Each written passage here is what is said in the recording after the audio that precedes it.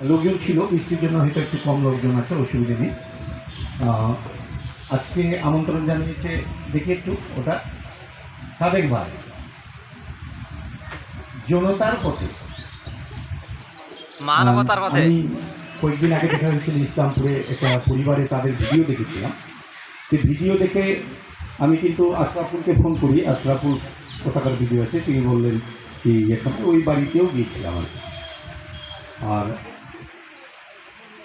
এদের সঙ্গে আলোচনা যেটা হলো, তারা কিন্তু নতুন কাজ শুরু করেছে মানুষের পাশে। আর এইটুকু বলি আপনাদের পাশে আছি। অনেক রকম আলোচনা হয়েছে, আমরা বলেছি আমার কাছ থেকে যা সহযোগিতা আমি কিন্তু করব। যেখানে আপনারা হয়তো 5-7 জন বা 10 জন এখন কমিটি আছে, তার হয়তো কমিটি বর্ধিত হবে। আমি এটাও বললাম যে তোমরা দেখবা, মনে হবে কি না তোমাদের দ্বারা হচ্ছে না, তখন আমাকে বলবো, আমি নিঃসন্দেহ তোমাদের পাশে, তোমাদেরকে নিয়ে ওই বাড়িতে যাব। আর তোমাদের কিছু জিনিসগুলো থাকে, আমি বলেছি তোমরা বাড়ি পাঠাবা, ওইসব জিনিসগুলো তোমরা নিয়ে আসবা, নিজের কাছে রাখবা, কেন কি এখন বৃষ্টি চলছে, পলিথিন থেকে শুরু করে তোমাদেরকে লাগবে। আর এইটুকু তোমাদেরকে বলে যাচ্ছি, এই এখানে আমন্ত্রণ করার জন্য তোমাদের কমিটিকে ধন্যবাদ জানাচ্ছি। এত সুন্দর প্রোগ্রামে তোমরা কিন্তু আমাকে আমন্ত্রণ করেছো। আর এই কাজগুলো আমরা পছন্দ করি। আমি ছোট থেকেই কিন্তু সোশ্যাল অ্যাক্টিভিটিসে আছি। আর ফেসবুকের মাধ্যমে যখন আমরা লাইভ করি, তখনই বলি কি এই পরিবারটার পাশে আপনারা আসুন, আমরা যতটুকু তুলছি করছি, আপনারাও করুন। কিন্তু এটা আমার পক্ষে মনে হয় সম্ভব নেই সব কিছু। তবে এইটুকু বলতে পারি, মানুষের পাশে যতটি পারবো দাঁড়াবো, এটা লক্ষ্য মাত্র। আর আমি একটা কথা মনে করি, যে মানুষের পাশে দাঁড়ানোর জন্য কোনো রকম কিছু লাগে না। আমি জেলা পরিষদ আগে ছিলাম না, আজকে হয়েছি।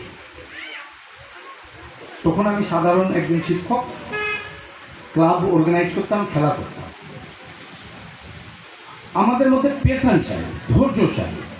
যে ধৈর্য থাকবে না, সে কিন্তু আমরা কামিয়াব হতে পারবো। একটা ছোট্ট উদাহরণ তোমাদেরকে বলি।